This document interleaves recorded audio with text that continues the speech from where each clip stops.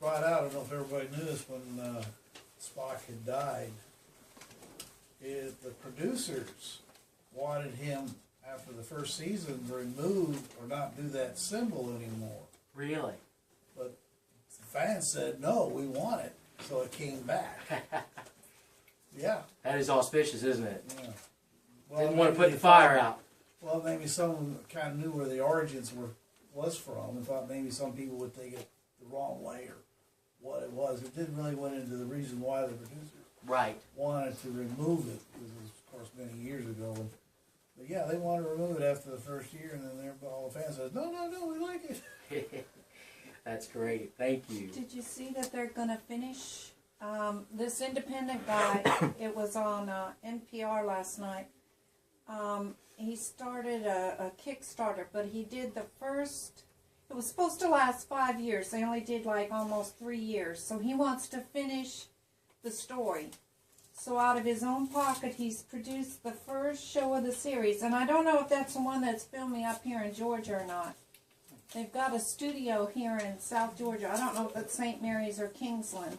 That they've built the studio for not just Star Trek, but some of the others. And they've purchased all the costuming and everything. And now he's trying to raise enough money to finish the series.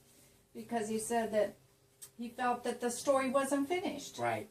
You know, he said there's been the movies, but the story itself wasn't finished. So I thought that was kind of neat. That'll be neat to see how that finishes. I would love to see that. Very much so.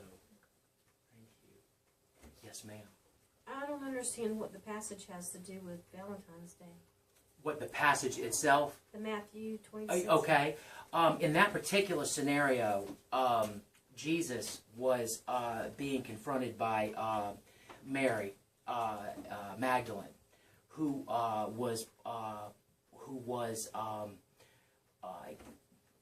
she was presenting him with a gift of I believe it was called spinnaker. It was a very, very rare, expensive oil. And she was using her hair to apply it to his feet. And I believe it was Peter was it? I believe it was Judas had said, because he was the treasurer. He said, no, don't do that. Don't waste the oil. He said, let's keep it and sell it and give the money to the poor. And so that was Jesus' response to him as a result of that. So basically, he's stating that the poor are very, very important. The poor, and that's a very broad term of what poverty is, because you could have a very, very wealthy person who's very impoverished inside. So and vice versa, so the idea is, and I'm just giving you my interpretation of it. I'm not, saying this is what it means, but to me, he's saying that never stop affording yourself a little luxury once in a while. Remembering yourself that's within you and not putting your entire focus on external problems of this world, and remembering yourself. It's okay. Right, exactly. And she was giving all she had at the time. Exactly. She was giving all she had. She was also expressing her faith that, hey, you're going to, be crucified and died, and everybody else couldn't fathom that aspect until it actually happened. Right. And she had that faith. Right.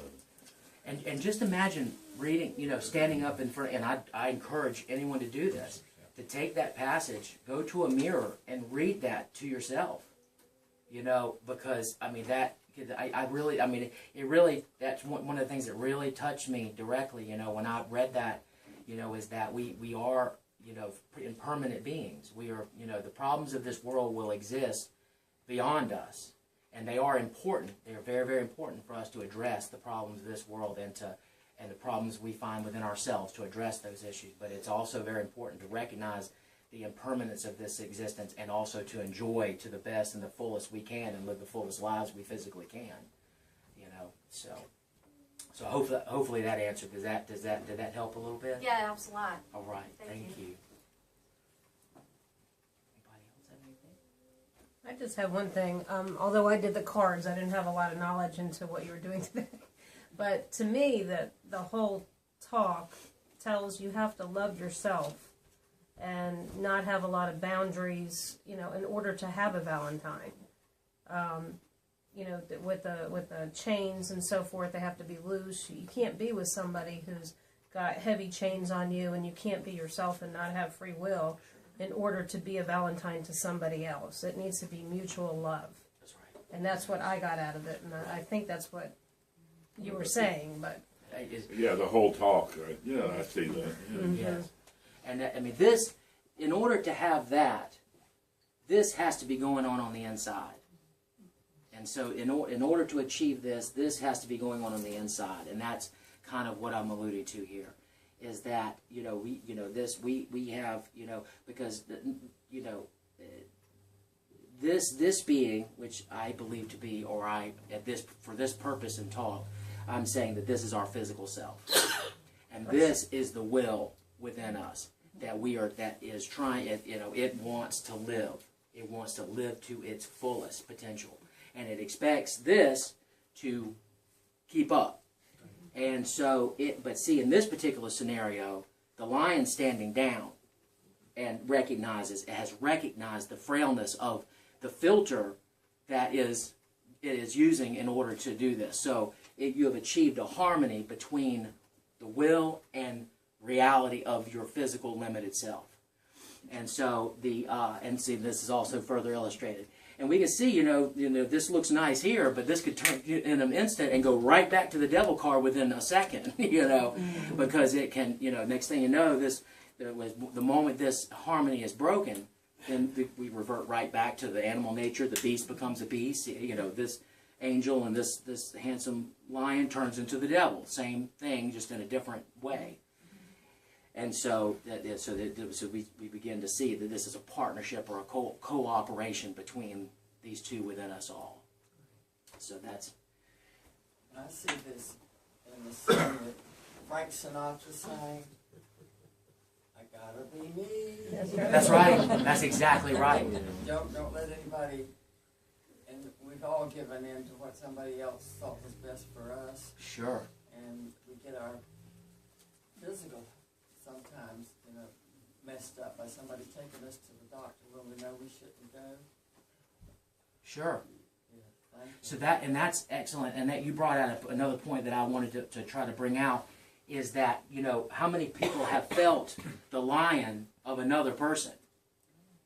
You know, where this person is just abandoned ship, and that you're dealing with straight this, and they're expecting you to meet the responsibility of this.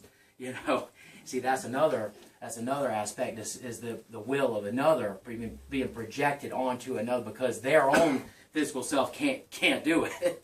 You know, so this is another aspect of this. So this can get as complex as as we want it to get. You know, yeah, it's pretty interesting stuff. Can I add a note? Yes. A lot of you are not familiar with the tarot, and some of you are. But the history of the tarot is people could not afford books. So what you could do is as you learned in your path of spirituality, someone like you or myself, or someone would be the teacher, you would go out and you would get the material, and you would make the card, and you would learn the lesson of the card, and it became your book. Because it was something that you could do and you could afford, and you learned the lesson. That's why they put beautiful stained glass windows in churches. People couldn't afford books. That's right. And not only that, but you know, back in the day, most people were illiterate. They couldn't read. Exactly. That's the other thing. That's right. Mm-hmm. Intentionally, in a lot of cases. Yeah, they liked the priests of the time liked to be the ones who could read and interpret, you know, and Right. you were subject of whatever that interpretation was. And you didn't know what the whole Exactly. world was happening. You only knew what was in your neighborhood. You didn't know what was going on in Rome or Paris or whatever. You didn't know. All your concern was that neighborhood you were in and survival. Right. If you got some news, it was something that was fabulous. You never heard all the other stuff that was going on. Where today we know everything that goes Too on. much. Too much. It's Everything. overwhelming. Yes. Yes. Anyone else have anything? Okay. If I may, Mary, I'll close in prayer. Okay, that'll be fine.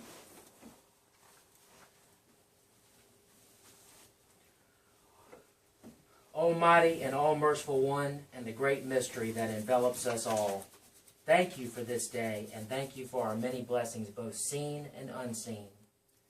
Thank you for this beautiful holiday called Valentine's Day, where we are reminded of the value of love and relationships as we share gifts and expressions of gratitude. As we go about this celebration, help us not to forget you, the eternal one within us all that makes this all possible. Please let this holiday serve as a reminder of the need for gentleness and compassion with ourselves and others. All this I ask in the name of the love that surpasses all understanding, according to your will,